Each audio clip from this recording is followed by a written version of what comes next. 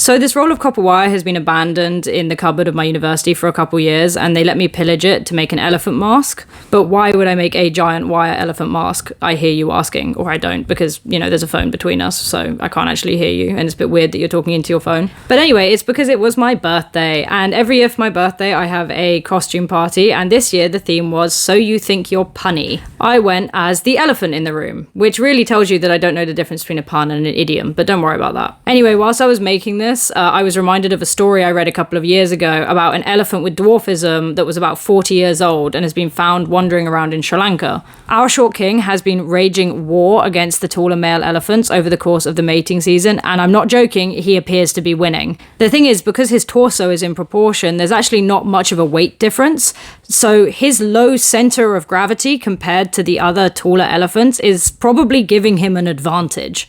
Anyway, this mask took me like 2 weeks to make, and it's quite a long video, so I've got airtime to fill. So let's talk about elephant religions. During the Roman era, Pliny the Elder reported that elephants seemed to display reverence for celestial bodies. In 1980, Ronald Seagull wrote a paper in which he claimed that elephants waved branches at the waxing moon, were aware of natural cycles, and engaged in ritual bathing. However, his main source was the aforementioned Pliny the Elder. Pliny also claimed that lambs could grow out of the ground, and that rhinos and elephants were natural enemies, and that rubbing mouse poo onto a bald head could cure baldness, so he's not exactly our best source. However, African elephants do appear to perform some kind of funeral rite over their dead, but not only their own, other dead animals. Elephants have been observed covering the bodies with mud, earth, and foliage. Elephants have been observed doing this to rhinos, buffaloes, cows, calves, and humans. They also trumpet around dead elephants and seem to return to visit their place of death. So probably religion no, funeral rites yes, which is just as interesting to be honest.